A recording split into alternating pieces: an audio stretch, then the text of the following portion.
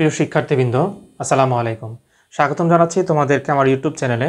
সাথে আছি আমি তাকিবুল হোসেন জয়, সহকারী শিক্ষক, ত্রিমোহনী আদর্শ উচ্চ বিদ্যালয়। আজকে আমরা আলোচনা করব তোমাদের নবম শ্রেণী 2025 সালে যারা যে সকল শিক্ষার্থী উত্তীর্ণ হবে তাদের গণিত বিষয়ক বইয়ের অধ্যায় 2 এবং অনুশীলনী 2.1-এর উদাহরণ 3 এবং 4 নম্বর অঙ্কটি নিয়ে। তো আমরা এখানে উদাহরণ 3 এবং 4 নম্বর অঙ্কটি লিখেছি। দেখো, তো পূর্বে ভিডিওতে অবশ্যই আমরা সেট সম্পর্কে জেনেছি। তো আজকে আমরা সেই সেটের আলোকে অঙ্কগুলো করব। উদাহরণ 3, সি সমান এক্স এলিমেন্ট অফ এক্স ধনাত্মক পূর্ণ সংখ্যা, অর্থাৎ এক্স এর মান হবে ধনাত্মক পূর্ণ সংখ্যা এবং এক্স স্কোয়ার হবে 18 থেকে এক্স স্কোয়ার মানটা হবে ছোট। তার মানে এক্স স্কোয়ারের এমন কিছু উপাদান হবে, অর্থাৎ মান হবে যেগুলো 18 থেকে অবশ্যই ছোট হবে, অর্থাৎ সেই সকল সংখ্যা যাদের উপর স্কোয়ার দিলে 18 থেকে ছোট হবে সেটিকে তালিকা পদ্ধতিতে প্রকাশ করো। তো প্রথমেই এখানে একটি শব্দ বলেছে ধনাত্মক। তো ধনাত্মক মানে হচ্ছে, আরেকটা শব্দ আছে ঋণাত্মক। ধনাত্মক মানে সকল স্বাভাবিক সংখ্যা, তার মানে জোড় সংখ্যা, স্বাভাবিক প্লাস, অর্থাৎ প্লাস যুক্ত সংখ্যা হচ্ছে আমার ধনাত্মক সংখ্যা, আর ঋণাত্মক মানে হচ্ছে মাইনাস মানে বিয়োগ। তো এখানে এক্সের কিছু মান হবে যেগুলো স্বাভাবিক সংখ্যা এবং অবশ্যই সেগুলো প্লাসে, কোনো মাইনাসে হবে না। তো আর উদাহরণ 4 নম্বরে চেয়েছে দেখাও যে সকল স্বাভাবিক সংখ্যার সেট একটি অসীম সেট, অর্থাৎ আমাকে দেখাইতে হবে সকল সংখ্যার সেটই হচ্ছে একটি অসীম সেট। তো প্রথমে আমরা উদাহরণ 3 নম্বর সমাধান করব। উদাহরণ 3 কি দেওয়া আছে? উদাহরণ 3-এ দেওয়া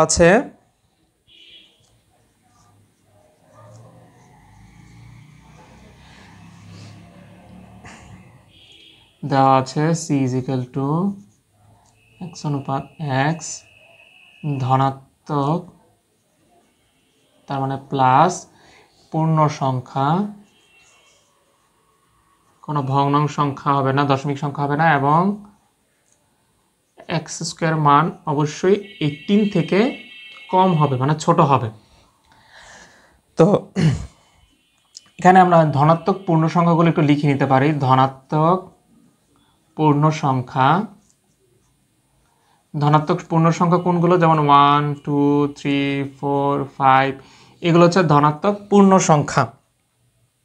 তো এখানে যেহেতু বলেছে x square is less than 18, তার মানে এক্স স্কোয়ারের মানটা হবে 18-এর থেকে ছোট। তাহলে আমরা কিছু সংখ্যা, এই যে এখানে ধরেছি পূর্ণ সংখ্যা 1, 2, 3, 4, 5, এই সংখ্যাগুলোর উপর আমরা স্কোয়ার দিব। স্কোয়ার দেওয়ার পরে যদি 18 থেকে ছোট হয় তাহলে আমরা এটি রাখবো, আর যদি 18 থেকে বড় হয়ে যায় তাহলে আমার সেই যে সমীকরণ বলেছে সেই সমীকরণ অনুযায়ী এটি সমাধান হবে না। তাহলে আমরা প্রথমে লিখব এক্স সমান 1 হলে, এক্স সমান 1 হলে, তার মানে এক্স এর মান হচ্ছে 1 ধরে নিলাম আমরা। তাহলে এখানে বলেছে এক্স স্কোয়ার, তার মানে এক্স স্কোয়ার মানে এক্স সমান 1 হলে এক্স স্কোয়ার মানে 1-এর উপরে স্কোয়ার। তো 1-এর উপরে স্কোয়ার দিলে এটা কত আসবে? 1-ই আসবে। এক্স স্কোয়ারের উপরে মান হচ্ছে 1, তাহলে এটা অবশ্যই 18 থেকে ছোট। এরপরে এক্স সমান 2 হলে, তার মানে এক্স সমান যদি 2 হয় তাহলে এক্স স্কোয়ার সমান হবে 2 স্কোয়ার। তাহলে 2 স্কোয়ার, 2-এর উপর স্কোয়ার মানে হচ্ছে 2 বার, তাহলে 2 দুগুণে 4, এটাও কিন্তু 18 থেকে ছোট। এরপরে এক্স সমান 3 হলে, তাহলে এক্স স্কোয়ার সমান 3-এর উপরে স্কোয়ার, তাহলে 3-এর উপরে স্কোয়ার মানে 3 2 বার, তাহলে 3 3 9, এটাও কিন্তু 18 থেকে ছোট। এরপরে এক্স সমান আমরা 4 হলে, তাহলে এক্স স্কোয়ার সমান হবে 4 স্কোয়ার, তাহলে 4 স্কোয়ার মানে 4 হচ্ছে 2 বার, 4 4 16, এটাও কিন্তু 18 থেকে ছোট।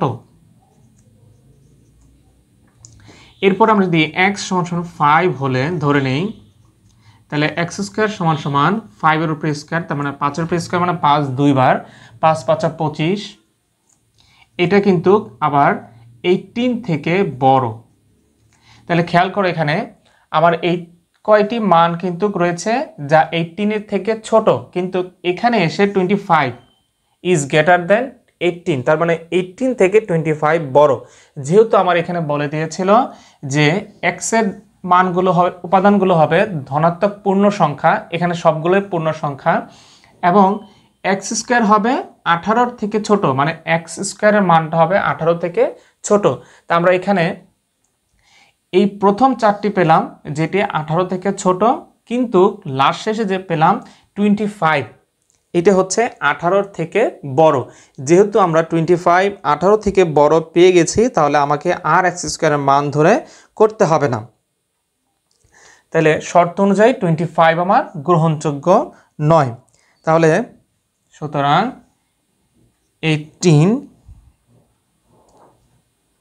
সুতরাং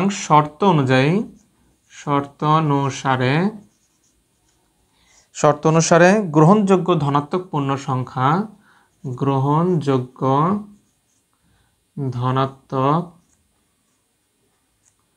পূর্ণ সংখ্যা কত কত পেলাম আমরা? 1, 4, 9 এবং 16। তার মানে কত কত কার কার মান এগুলো? এগুলো হচ্ছে 1, 2, 3, 4 এর মান হচ্ছে আমার এই 1, 4, 9 এবং 18, 16। তাহলে আমরা লিখব 1, 2, 3, 1, 2, 3, 4। তার মানে 1, 2, 3, 4 এগুলোর উপর যদি আমি স্কোয়ার দেই, তাহলে অবশ্যই এটা 18 থেকে ছোট হবে। তাহলে সুতরাং নিম্নে সেট এখানে কি বলেছিল? সি। তাহলে সি সমান সমান 1, 2, 3, 4। এই হচ্ছে আমার যে প্রশ্নে চেয়েছিল সেই প্রশ্ন অনুসারে সমাধান। এরপর আমরা উদাহরণ 4 নম্বরটি দেখব, যেখানে বলা হয়েছে দেখাও যে সকল স্বাভাবিক সংখ্যার সেট একটি অসীম সেট। তা আমরা এর আগের পূর্ব ভিডিওতে আমরা অসীম সেট কি সেই সম্পর্কে জেনেছি। যে সকল সেটের উপাদান নির্দিষ্ট নয় সেই সকল সেটকে বলা হয় অসীম সেট। তো আমাকে প্রমাণ করতে হবে সেটি যে সকল সেটের উপাদানগুলোই হচ্ছে সকল স্বাভাবিক সংখ্যার সেটই একটি অসীম সেট। তো এখানে আমরা প্রথমে লিখব, দেওয়া আছে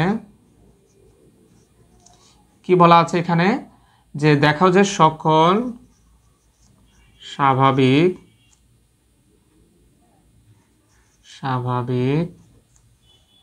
সংখ্যার সেট একটি অসীম সেট। এটা আমাকে প্রমাণ করতে হবে। তাহলে আমরা যদি এখানে স্বাভাবিক সংখ্যার সেট যেহেতু বলেছে, তাহলে স্বাভাবিক সংখ্যার সেট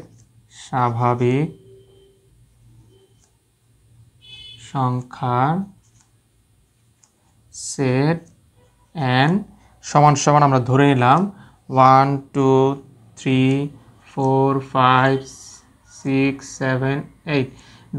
তার মানে অসীম। তো আমরা এখানে ধরে নিলাম যে সকল স্বাভাবিক সংখ্যার সেট একটি অসীম সেট, আর স্বাভাবিক সংখ্যার সেট হচ্ছে n সমান সমান আমরা ধরে নিলাম 1, 2, 3, 4, 5, 6 এগুলো আমরা একটু ধরে নিলাম। তো যেহেতু এখানে n সেট থেকে বিজোড় স্বাভাবিক সংখ্যার উপাদানসমূহ নিয়ে গঠিত সেট করব এবং জোড় সংখ্যা নিয়ে সেট করব।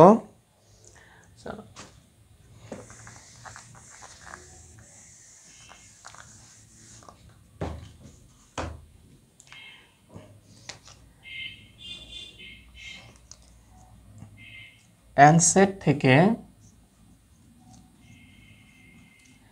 সকল স্বাভাবিক বিজোড় সংখ্যা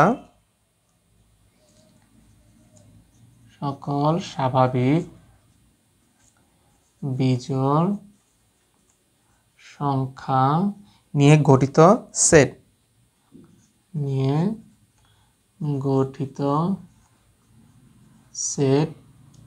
এটা হচ্ছে এ সমান সমান। যদি আমরা এখান থেকে বিজোড় সংখ্যাগুলো নিয়ে করি, যেমন 1, 3, 5, 7, 1, 3, 5, 7 সবগুলোর মানই হচ্ছে কি আমার স্বাভাবিক সংখ্যা। তাহলে এবং n সেট থেকে সকল স্বাভাবিক জোড় সংখ্যা নিয়ে গঠিত সেট হচ্ছে b সমান সমান, এখান থেকে যদি আমরা জোড় সংখ্যাগুলো নেই তাহলে 2 4 6 8 ডট ডট ডট, এগুলো হচ্ছে আমার বি সেটের মান আমরা ধরে নিলাম। তাহলে আমরা যদি এখানে দেখি যে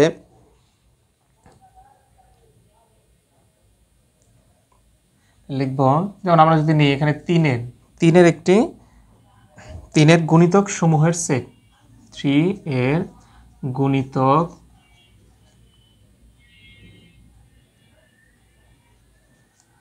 সমূহের সেট 3 6 9 12 15 ডট ডট ডট। তাহলে আমরা তিনের গুণিতকের স্বাভাবিক সেটের একটি মান লিখলাম, যেখানে সি সমান সমান ধরে নিলাম এটা সি সমান সমান 3 6 9 12 15 ডট ডট, তার মানে আরও যাবে। তো এখানে এন সেট থেকে গঠিত এ বি সি সেট সমূহের উপাদান সকল সংখ্যা গণনা করে নির্ধারণ করা যায় না, অর্থাৎ ফলে এবিসি একটি অসীম সেট। দেখো আমরা এর যে মানগুলো লিখেছি 1 3 5 7 মানে বিজোড় সংখ্যাগুলো দিয়ে, এরপরে বি এর মানগুলো নিয়েছি জোড় সংখ্যা দিয়ে, এবং আমরা এখানে 3-এর একটি গুণিতক সমূহের সেট লিখেছি। আমরা 3 না নিয়ে যদি 2 নিতাম তাহলে সেটিও হতো। তাহলে আমরা সি সমানটা লিখেছি 3 6 9 12 15, তার মানে আরও যাবে। তার মানে এগুলো আরও হতে পারে, 7 সংখ্যার পরে তো নির্দিষ্ট না যে 7 পর্যন্ত বিজোড় সংখ্যা, এরপর আর বিজোড় সংখ্যা নেই। তারপরে বি এর মান আমরা নিয়েছি জোড় সংখ্যা, তার মানে এখানে এই না যে 8-এর পরে আর কোনো জোড় সংখ্যা নেই। সি এর মান 15 পর্যন্ত লিখেছি, তার মানে সি এর গুণিতক তো আরও সামনে যাবে। তাহলে আমরা নিঃসন্দেহে বলতে পারি যে এখানে এন সেটের উপাদান দ্বারা আমরা যে 3টি সেট গঠিত করেছি, গঠিত এ বি সি সেট সমূহের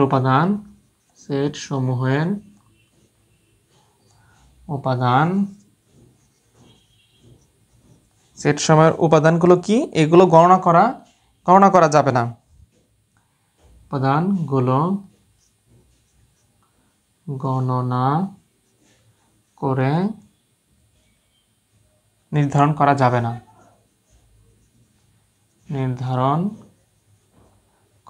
যাবে না, অর্থাৎ এগুলো অসীম সেট।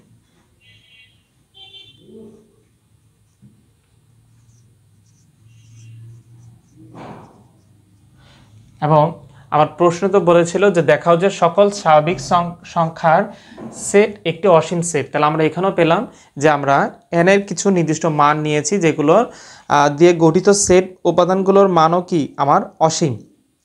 তো এটি হচ্ছে এ দ্বারা প্রমাণিত। তাহলে বলতে পারি যে উক্ত আলোচনা থেকে আমরা বলতে পারি যে এবিসি অর্থাৎ স্বাভাবিক সংখ্যার উপাদান দিয়ে গঠিত সেটগুলোর হচ্ছে একটি অসীম সেট। তো এ হচ্ছে তোমাদের নবম শ্রেণী অনুশীলনী 2.1-এর উদাহরণ 3 এবং 4 নম্বর অঙ্কের সমাধান। আশা করি এই ভিডিওটি তোমাদের এই দুটি অঙ্ক বুঝতে সহায়তা করেছে। তাহলে অবশ্যই বলবো তোমরা যারা আমার চ্যানেল নতুন তারা অবশ্যই আমার চ্যানেলটিকে সাবস্ক্রাইব করে পাশে থাকা বেল আইকনটি অন করে পরবর্তী ভিডিওর জন্য আমার সঙ্গেই থাকবেন। ধন্যবাদ।